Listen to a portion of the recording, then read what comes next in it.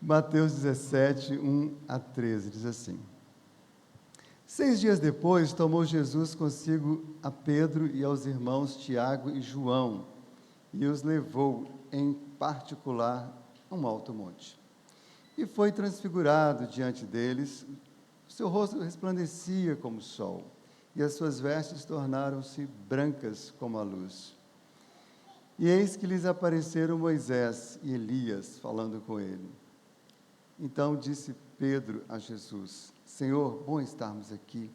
Se queres, farei aqui 3 tendas, uma será tua, outra para Moisés e outra para Elias. Falava ele ainda, quando uma nuvem luminosa os envolveu. E eis vindo da nuvem uma voz que dizia: Este é o meu filho amado, em quem me comprazo, a ele ouvi. Ouvindo-a, os discípulos caíram de bruços, tomados de grande medo. Aproximando-se deles, tocou-lhes Jesus, dizendo: Erguei-vos e não temais. Então, eles, levantando os olhos, a ninguém viram, senão Jesus. E descendo eles do monte, ordenou-lhes Jesus: A ninguém conteis a visão, até que o Filho do Homem ressuscite dentre os mortos. Mas os discípulos o interrogaram: Por que dizem, pois, os escribas, ser necessário que Elias venha primeiro? Então Jesus respondeu: De fato, Elias virá e restaurará todas as coisas. Eu, porém, vos declaro que Elias já veio, e não o reconheceram. Antes fizeram com ele tudo quanto quiseram. Assim também o Filho do Homem há de padecer nas mãos deles. Então os discípulos entenderam que lhes falara a respeito de João Batista. Deus abençoe a sua palavra em nossos corações. Bom, como os irmãos já conhecem a nossa igreja, aqueles que já conhecem, sabem que temos falado muito sobre discipulado aí ao longo dos anos. E embora o discipulado seja esse processo de transformação da vida dos discípulos, ou seja, fala do nosso crescimento espiritual, o discipulado, acima de tudo, fala de Cristo, fala da pessoa de Jesus. E a pessoa mais importante do discipulado sempre será o Senhor Jesus Cristo. Porque discipulado é seguirmos a Cristo, amarmos a Cristo, adorarmos a Cristo, nos tornarmos semelhantes a Cristo.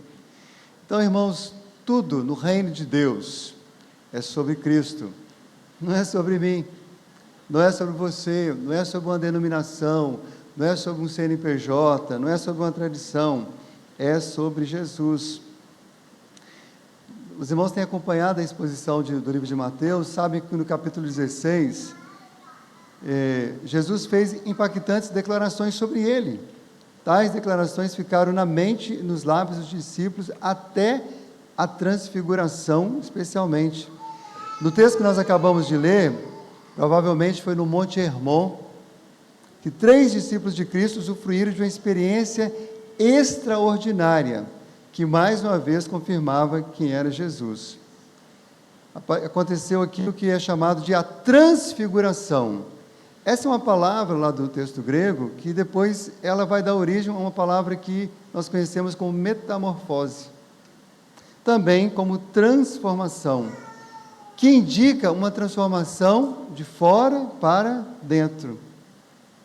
Ou seja, a essência divina de Cristo, que estava escondida na sua humanidade, na transfiguração ela transpareceu. Aquela glória que havia sido deixada, mas que estava ali ocultada, nesse momento ela se torna resplandecente, gloriosa mesmo, e é revelada a Pedro, Tiago e João. E diante do Cristo transfigurado, eles ficaram maravilhados, também assustados, a tal ponto de não conseguirem ficar em pé. Eles tiveram ainda mais clareza e convicção de quem era Jesus, e certamente estavam cada vez mais convictos de que quem realmente importa é Jesus. Então, nesse sermão de hoje, eu quero propor aos irmãos a gente pensar sobre esse tema. Quem importa é Jesus. Em primeiro lugar, é Jesus quem nos leva pelos montes e vales. Os irmãos observem que o tempo inteiro nesse episódio, Jesus está guiando os discípulos. Primeiro, Jesus os chama para subir. vamos subir ao monte. E convida 3 discípulos, os mais chegados, para subir com ele ao monte. Quando eles chegam lá, acontece tudo que nós já narramos, os discípulos ficam maravilhosos, extasiados com aquela experiência de ver o Cristo glorificado, de ver Moisés e Elias conversando com Jesus. E aí, eles não queriam mais descer. Todos nós já passamos experiências assim, que a gente não queria deixá-la, né? Está tão bom. Às vezes parecem umas férias maravilhosas que a gente não queria nem voltar. Talvez estar com pessoas maravilhosas, ou mesmo um culto onde a manifestação da glória de Deus é tão poderosa. E mais uma vez, né, não podia ser outro senão Pedro, e deu uma ideia para Jesus, né? Igual muitos de nós hoje. De vez em quando a gente quer dar umas ideias para Jesus. Ah, Jesus, podia ser assim, podia ser assado, né? Mas, rapidamente, o próprio Deus Pai... Cala, Pedro. Não chegou a mandar ele calar, não, mas assim, se fosse aqui entre nós, a gente diria que foi mal educado, né? Antes, diz o texto que ele estava ainda falando, a voz de Deus bradou, e interrompeu a voz de Pedro, né? Aquela ideia de ficar ali por mais tempo, né? Fazendo uma tenda para cada um deles. E Jesus, então, os guia novamente para o vale. A grande verdade, irmãos, que tanto nos vales, quanto nos montes, Jesus abençoou muitos discípulos e eles viram muito da glória de Deus e das coisas extraordinárias de Deus. Mas a maior lição que a gente poderia tirar disso daqui agora é que o que realmente importa não é se Jesus nos guia pelos montes, difíceis às vezes de subir, ou nos leva pelos vales ou pelas planícies. O que mais realmente importa é que o Senhor esteja conosco. O que mais importa não é se estamos no campo, na cidade, se moramos em Vitória, se moramos em outro país, se moramos em outra cidade, mas que o Senhor esteja conosco. Irmãos, essa é uma verdade que quando a gente entende, muitas coisas deixam de nos trazer ansiedade. E às vezes até a gente tem ansiedade com coisas legítimas, coisas boas. Eu lembro de tempos que havia um desespero meu na possibilidade de talvez eu passar por certos reveses espirituais. Até que um dia Deus mostrou para mim claramente que se eu ficasse em pé, ou se eu caísse, eu fosse levantado, desde que Ele fosse glorificado, isso que era importava. Claro que eu continuo atento para não pecar contra o meu Deus, mas eu sei que, seja qual for o fato da minha vida, conquanto que Cristo seja glorificado, isso é o que realmente importa. Se subimos ou descemos, se caímos ou nos levantamos, é tudo sobre Cristo, não sobre nós. Se adoecemos, somos curados, ficamos com saúde, é sobre Jesus. Se vivemos ou morremos, é sobre Jesus. Se financeiramente prosperamos ou empobrecemos, é sobre Jesus. Se ficamos solteiros, se nos casaremos, no caso dos solteiros, é sobre Jesus, o que realmente importa. Paulo tinha esse entendimento, essa atitude, e ele declarou aos Filipenses isso de forma tremenda, quando ele disse assim: segundo a minha ardente expectativa e esperança, que eu em nada serei envergonhado, mas antes, mais importante do que eu não ser envergonhado, com toda a ousadia, como sempre, também agora, o que eu espero é que Cristo seja engrandecido no meu corpo, quer pela vida, quer pela morte. Ele queria viver, ele queria voltar a ver os filipenses, mas no final ele falou assim, mas desde que Cristo esteja engrandecido, isso para mim é o que mais importa. Que bom quando o cristão chega a esse nível de maturidade, graça, as coisas ficam no seu devido lugar. O que importa no final das contas? Se eu estou no emprego A ou no emprego B? É que Cristo seja glorificado. Quando entendemos isso, não questionamos a soberania de Deus, não nos rebelamos contra Deus, ao contrário, nós confiamos na bondade de Deus e descansamos em sua soberania. Não estamos negando com isso, irmãos, a responsabilidade humana. Claro, eu e você temos responsabilidades nas nossas decisões, mas nós não limitamos nossa visão às circunstâncias e poderes deste mundo. Nós ganhamos uma visão mais alta, uma visão mais sublime do que acontece conosco e do que acontece com os outros. Desta forma, aprendemos a apreciar o cuidado de Deus nas coisas mínimas, aprendemos a experimentar o sobrenatural de Deus na simplicidade da vida e na rotina diária. Por outro lado, nós reconhecemos também, irmãos, que Deus e do jeito dele, ele pode manifestar-se a nós de forma incomum e extraordinária. Isso nos leva, então, à nossa segunda lição nesta mensagem de hoje. Em segundo lugar, é Jesus quem revela a sua grande glória. Diz o texto que Jesus foi transfigurado diante deles, o seu rosto resplandecia como o sol, e as suas vestes tornaram-se brancas como a luz.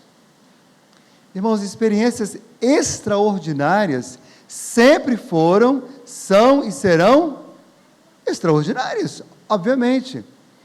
Mas, paradoxalmente e extraordinariamente, eu fui surpreendido vendo uma propaganda de uma certa igreja, de uma certa seita, dessas que prega muito teologia da prosperidade, onde eles convidavam as pessoas para ir àquela igreja, e o lema era: igreja tal, onde o milagre é natural. Bom, por definição, milagre não é natural. Ele é sobrenatural, ele vai além das leis naturais, muitas vezes ele quebra as leis naturais para que a coisa aconteça, né? De uma forma que ninguém explica. Aconteceu um milagre, milagre é milagre, você não explica. Não tem como um cientista ir lá e avaliar, né? Mas, meus amados irmãos, nós não podemos viver na dependência de experimentar grandes milagres para crer em Cristo, ou para continuar servindo fielmente a Cristo. Lembre-se, os irmãos, quando Pedro declarou que Jesus era o Filho de Deus, Pedro ainda não tinha visto a transfiguração, não tinha visto esse grande milagre, esse grande ato extraordinário do Senhor. Mas também, irmãos, não devemos ser incrédulos quanto ao poder e à vontade de Deus em fazer coisas em nossas vidas fora do padrão e do limite humano. Se Ele quiser fazer, Ele pode fazer agora. Pode curar, pode ressuscitar, isso está na economia dele. Cristo deixou fora da experiência da transfiguração outros 9 apóstolos, mas aprouve a ele revelar a sua face gloriosa a 3 deles, Pedro, Tiago e João. Também soberania divina. Aliás, como muitos estudiosos entendem, isso foi feito em cumprimento à promessa que ele fez, que está registrada em Mateus 16, 28, que alguns não morreriam, não passariam para outra vida, sem antes ver a sua glória. Isso provavelmente se cumpre aqui. Então, um pouco da glória eterna de Cristo, de seu reino, foi manifestada na terra para aqueles felizardos discípulos. Mas os 9 apóstolos que não estavam no Monte da Transfiguração, eles também viram a glória de Cristo de muitas outras formas. Nas curas, nos milagres, no amor de Cristo, nos ensinos, na sua ressurreição. Mas uma das formas tremendas que eles viram a glória de Cristo, que muitos discípulos de Cristo não têm visto, foi no sofrimento, na submissão e na morte. Lembra que no texto anterior, e nesse também, Jesus fala de sua morte e de seu sofrimento. Ninguém ia tirar a vida de Cristo na marra. O Cristo glorioso, poderoso, espontaneamente iria se entregar ao sofrimento, à cruz e à morte. O que muitos cristãos muitas vezes esquecem, meus irmãos, é que sofrimento e glória muitas vezes andam juntos. Mas geralmente, primeiro o sofrimento, depois a glória. Primeiro a cruz, depois a coroa. Somos chamados a nos identificarmos com Cristo no seu sofrimento e também na sua vitória. Seja para a salvação, para a santificação, para a transformação, ou simplesmente para o testemunho da glória divina, é Jesus quem revela a sua glória. A quem Ele quer, quando Ele quer e do jeito que Ele quer. Então, por um lado, devemos buscar mais e mais a sua face gloriosa, porque Deus é galardoador dos que o buscam e pode satisfazer esse desejo do seu coração e anseio da sua alma. Por outro lado, devemos descansar em Deus e nos alegrar nele, independente do quanto sentimos ou experimentamos seu poder. Todos nós estamos aqui neste culto, mas nós somos diferentes, nós temos necessidades diferentes. O Senhor, Ele vai manifestar a você a sua glória, o seu poder, a sua palavra, o seu ensino, conforme a sua necessidade, conforme o seu poder, mas também conforme a sua vontade. E não tem nada a ver com sermos melhores ou piores do que um ou outro. É porque isso pertence a Ele. E louvado seja Deus que não pertence a mim. Porque já pensou eu escolhendo aqui quem ia querer ser hoje o glorificado, o transfigurado, o abençoado, quem ia querer ter, né? Mas todos nós podemos esperar. Todos nós podemos ter fome de Deus, porque Ele nos saciará. Ele não dará tudo que você quer e pede, mas certamente Ele dará o que você realmente precisa. Às vezes você ouve um sermão inteiro, mas o que muda a sua vida é uma frase, é uma palavra, que às vezes nem vem no sermão, vem num cântico, vem na liturgia, vem num momento da confissão, o Espírito Santo lembra, e louvado seja Deus por isso, porque tudo Ele faz como lhe apraz. Realmente é Jesus quem manifesta a sua glória, mas em terceiro lugar, é Jesus também, o maior entre todos os grandes. Irmãos, nada mais, nada menos do que Elias e Moisés vêm conversar com Jesus diante dos olhos dos 3 discípulos. Os judeus tinham grande reverência por ambos. Como já foi dito hoje de manhã, Moisés representava a lei, Elias representava os profetas. Moisés experimentou milagres de Deus desde o seu nascimento. Quando ainda bebê, ele escapou de ser morto, colocado em um cesto no rio e depois encontrado pela filha de Faraó, que o adotou e educou como se fosse um filho. Até hoje, né, Moisés é famoso. Os filmes de Moisés enchem o cinema ainda hoje. Versões diferentes, né, são apresentadas e realmente é muito maravilhoso você ver os atos divinos sendo retratados, né, ainda que de forma limitada, na abertura do Mar Vermelho, nas 10 pragas, todos aqueles milagres no deserto.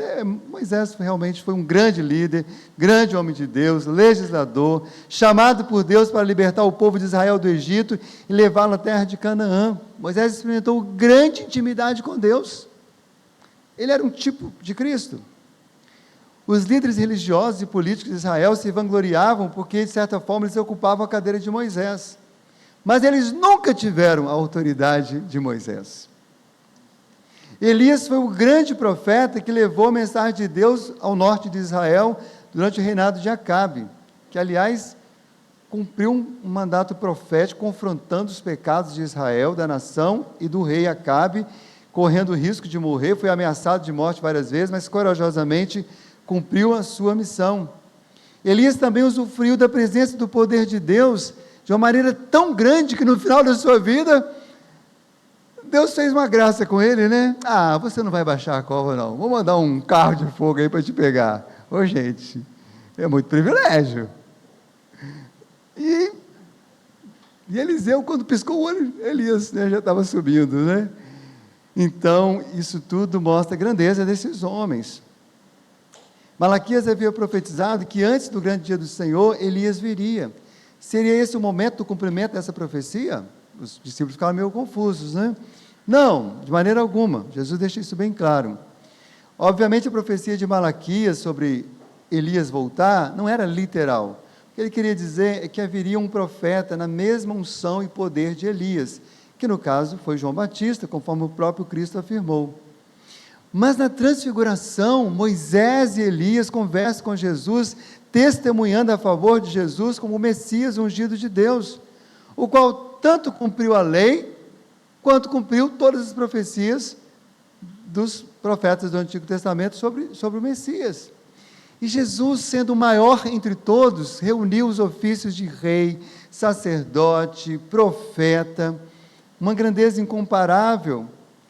De certa forma, irmãos, Jesus profetizou por meio de todos os profetas do Antigo Testamento. Ele exerceu o sacerdócio de forma perfeita, acima dos sacerdotes da Antiga Aliança, e ele reinou e reina e reinará eternamente sobre todos os reis. Irmãos, o mundo, né?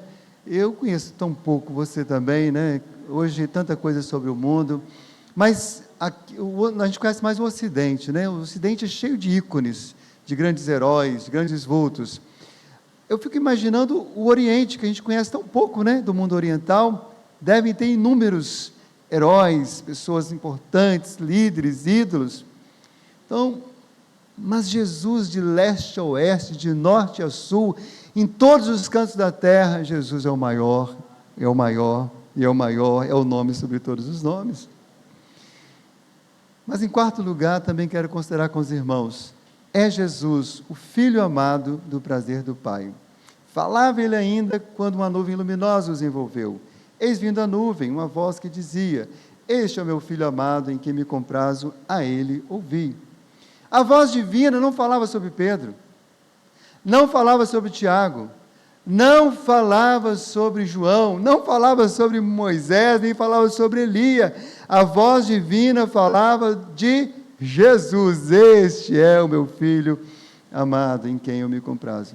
Essa foi a segunda vez que a voz de Deus Pai se manifestou publicamente, ou pelo menos diante de alguns, falando que Jesus era o Filho amado, em quem nele ele tinha tanto prazer. A primeira vez foi no batismo de Jesus, lembra? Quando Jesus estava para iniciar o seu ministério, essa voz ressoou no Jordão.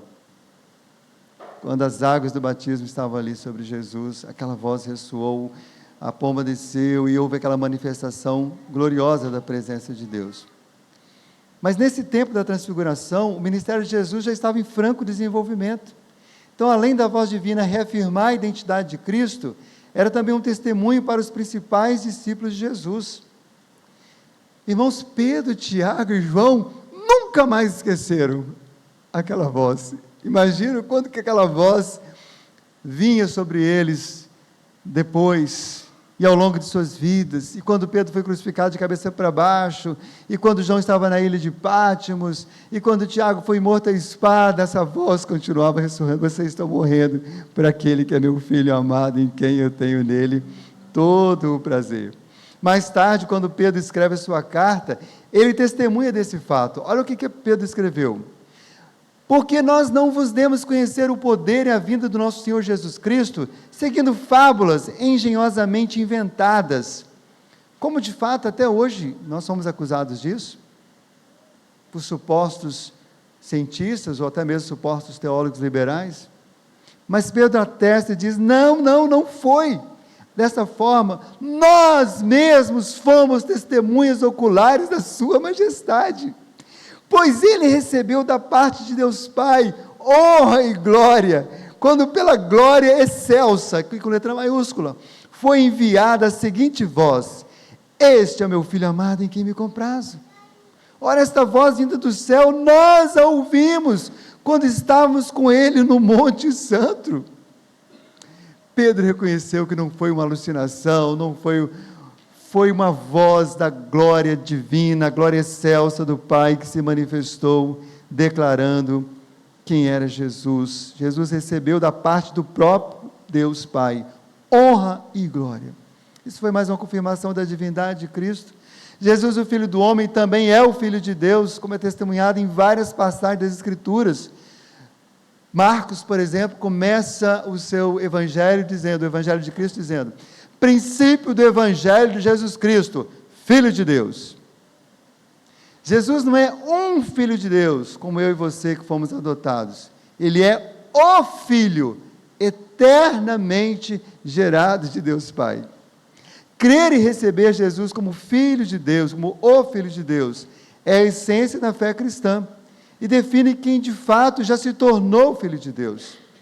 Diz as Escrituras: aquele que confessar que Jesus é o Filho de Deus, Deus permanece nele e ele em Deus. Então, se você admira Jesus, admira os cristãos, mas ainda não confessou Jesus ser o Filho de Deus, você ainda precisa dar este passo, porque somente assim você também se tornará um Filho de Deus, adotado justamente por causa de Cristo. Irmãos, nisso está a nossa vitória contra o mundo. Eu sei que o mundo luta mesmo, contra a igreja de Cristo. Satanás luta, a carne luta, os inimigos do cristão estão aí. E a gente precisa muitas vezes se posicionar. Mas a gente deveria não ficar tão preso a tantas questões que às vezes até nós mesmos divergimos.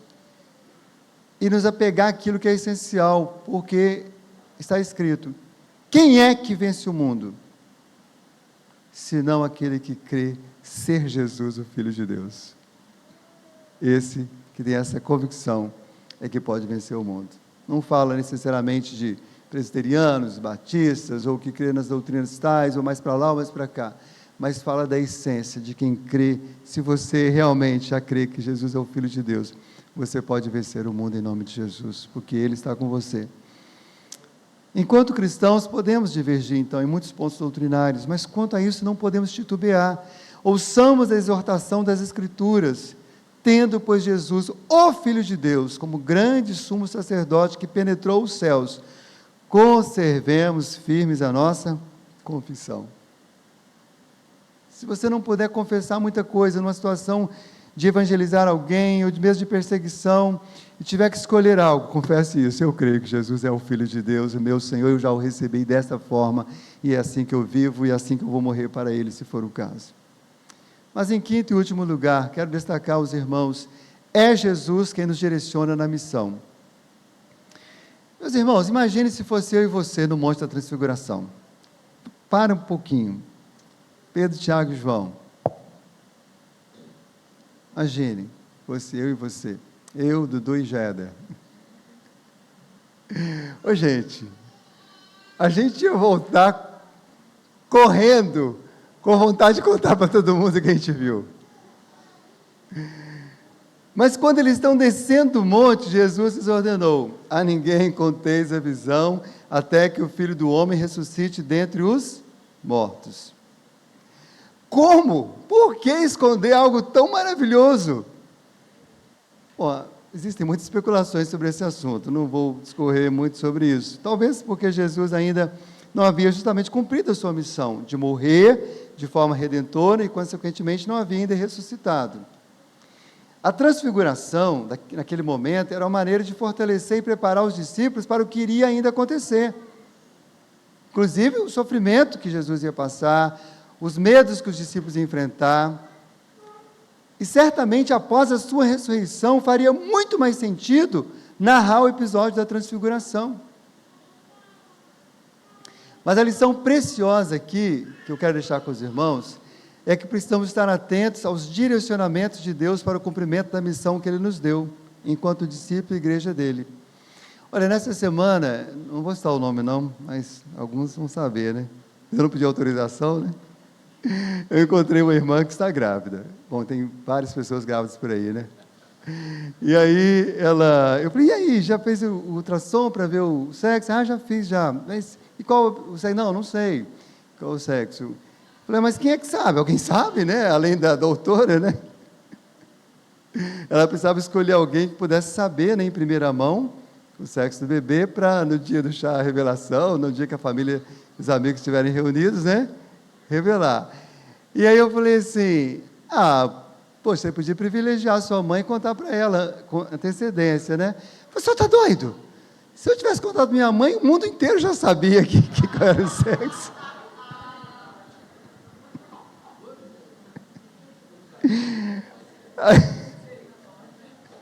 Meus irmãos, tem coisas que tão maravilhosas que nós queremos sair falando para todo mundo, né? Em todo tempo, em todo lugar. É assim quando conhecemos verdadeiramente a Cristo. Nós temos alegria em contar para os outros quem é Cristo, o que Ele fez por nós. E, na verdade, essa é a essência da missão de todo cristão: anunciar Cristo, proclamar o nome do nosso Salvador. Mas a forma, o jeito, o como e o quando, cada igreja local, cada crente cumpre a sua missão de forma diferente. Às vezes de forma que a gente acha até meio esquisita, né? A gente vê, o pessoal tem um movimento chamado aí Legendário, né, que tem feito um trabalho muito interessante, aí muita gente critica, né, e tal. Bom, você pode não concordar, talvez você nunca vai na montanha, né, no top lá da montanha deles lá, mas, irmãos, vamos deixar Deus fazer a obra do jeito que Ele quiser, amém? Claro que a gente não pode idolatrar nenhuma metodologia, mas a gente critica o outro, mas está idolatrando a nossa própria metodologia. Então, a maneira como vai fazer, o como, a gente precisa estar atento à direção de Deus, como Deus nos fez, as circunstâncias que Ele nos colocou. Quem já leu o livro do Meisel, né? Lembra do livro? Meisel esteve pregando aqui na nossa igreja há alguns anos atrás. e ele escreveu um livro que o título é Quem Quer Ser um Missionário, né? E ele fala muito sobre isso. Tem um capítulo que ele fala assim, todo cristão é chamado para a missão. Não tem esse negócio de um chamado, não é chamado, não. É cristão, é chamado para a salvação, é chamado para a missão. Aí ele fala da diferença de chamado, vocação, mas depois ele fala sobre outra coisa. Agora, Deus, ao longo da caminhada, ele pode dar direcionamentos diferentes. A vocação, o chamado são irrevogáveis e não muda. Mas os direcionamentos Deus vai dando ao longo da vida. Gente, o Senhor vai nos conduzindo, né? Para cumprir a missão de um jeito, de outro. Isso vale para a sua vida pessoal, para a sua família. Às vezes o Senhor nos leva a uma outra denominação, o Senhor nos traz para a nossa denominação, muda de cidade. A maneira como Deus nos faz com que a missão de cada um seja muito peculiar, seja feita de forma muito singular. Nesse sentido, os irmãos sabem que eu sempre falo isso e vou falar de novo, não tem nenhuma dificuldade em ter milhares de denominações, glória a Deus, desde que anuncie o nome de Jesus com sinceridade, com verdade, desde que anuncia a salvação única, exclusivamente no nome precioso de Jesus, que cada um entenda como Deus quer conduzir a missão na vida dele. É Jesus quem nos direciona na missão. Às vezes um pastor para sair de igreja, um presbítero, essas coisas todas é o Senhor que nos direciona. Como nós tivemos aqui os irmãos servindo aqui, Gerder, Murilo como presbítero, igual o Senhor os direcionou ao seminário, que após traz de volta. Murilo tem um desejo de ir para a missão transcultural, o Fred fazendo um excelente trabalho em Chácara Parreiral, mas tudo tem a hora, Deus vai mudando, transformando, é Ele quem nos conduz na missão e a gente precisa estar atento à voz dEle. Quero concluir esta mensagem de hoje, lembrando, quem importa é Jesus. Jesus um dia deixou sua glória para viver entre nós. A transfiguração nos lembra, entretanto, que Ele nunca deixou de ser glorioso. Ele ressuscitou, Ele foi assunto ao céu e Ele reina glorioso. E mesmo no céu, reinando glorioso, hoje pela presença do Espírito Santo, é Jesus quem nos leva pelos montes e vales. Eu quero te fazer uma pergunta, ou algumas perguntas. Onde você está hoje? No monte ou no vale? No deserto ou em pastos verdejantes? Se você entender que o Senhor é soberano sobre a sua vida e experimentar a presença dEle, o que menos importa é onde você está. Se Ele estiver com você, Ele vai te guiar a um destino seguro para a glória dEle. Talvez o destino seguro é a vida eterna. Que maravilha se esse for o destino seguro, como tem feito com vários dos nossos que já foram. Qualquer que seja o lugar, o importante é ter a consciência de que Jesus o conduzirá e estará com você. Esse Jesus glorioso, Ele é quem revela a sua grande glória. E eu também volto a perguntar, você já viu a glória do Redentor e Salvador Jesus? Já se rendeu à sua glória maravilhosa? E é interessante que esse mesmo texto que é usado aí, depois, essa mesma palavra é usada depois em textos que a gente não tem no português o mesmo sentido. Por exemplo, quando fala de transformar a nossa mente, é o mesmo verbo. Jesus pode manifestar a sua glória transfigurando a sua mente, uma mente corrupta, pervertida. Ele pode trazer a mente dele e colocar em você. Olha que coisa tremenda. Aquele que roubava não precisa roubar mais. Aquele que adulterava não precisa adulterar mais. Pela obra de Cristo você pode ter sua vida transformada. Aquele que era orgulhoso pode ser transformado num homem humilde. Mas para quem já se rendeu a Cristo também há uma promessa gloriosa de transfiguração, entre aspas. Porque diz as Escrituras que nós somos transformados ou transfigurados de glória em glória a cada momento que nós estamos na presença do Senhor. Ninguém pode estar na presença do Senhor e sair da mesma forma, ou caminhar da mesma forma. Esse Jesus glorioso, Ele é o maior entre todos os grandes. E eu pergunto a você, quem é o maior para você? Quem é o maior em sua vida particular? A quem você ama mais, pelo qual você daria a sua própria vida? Se a resposta não é Jesus, então existe um ídolo para ser destronado no seu coração. Para esse mundo caído, o mais importante é você mesmo. O mais importante é salvar a sua vida. Mas para o cristão, para as Escrituras, para a filosofia de vida cristã, o mais importante é entregue sua vida a Deus e deixa Ele conduzir a sua vida. Esse Jesus glorioso é Ele, o Filho amado do prazer do Pai. Também te pergunto, você já creu e recebeu Jesus como Filho de Deus, o Salvador, o Senhor, o glorioso, o eterno, o suficiente? Porque só em Cristo que eu e você também podemos nos tornar filhos de Deus. Primeiro, creia nele. E a última pergunta, a última questão que eu trago, é Jesus quem nos direciona na missão. E a pergunta é, você já está cumprindo a missão? Se não, Deus o chama para cumpri-la. Você está fazendo a missão como Deus lhe ordenou? Ou você está igual Pedro, querendo dizer para Jesus qual é a missão? A missão, Jesus, é a gente ficar aqui nas 3 tendas, tranquilaço, batendo altos papos, né? Na comunhão do santo Elias, do santo Moisés, nós aqui juntos, vamos ficar por aqui, né? Irmãos, viver a comunhão cristã também é uma bênção, não tenha dúvida disso, seja num culto como esse, seja num pequeno grupo, numa reunião de senhoras, seja no culto de oração, seja no coral, quando ensaia, no louvor, mas lembre-se, meus irmãos, que a nossa missão vai além disso. Por mais agradável, por mais glorioso que seja, estarmos juntos celebrando a nossa comunhão com Cristo e com os irmãos, nós não podemos ficar agarrados nessa tenda. A gente precisa descer o monte e ir para o vale, cumprir a missão. Há muita gente no vale da sombra da morte, caminhando a passos largos, para longe de Deus, para o inferno. Há muitas famílias tendo seus casamentos destruídos, filhos sendo destruídos nas drogas. Cabe cada um de nós ouvir a voz de Deus e cumprir a missão que Deus tem nos dado.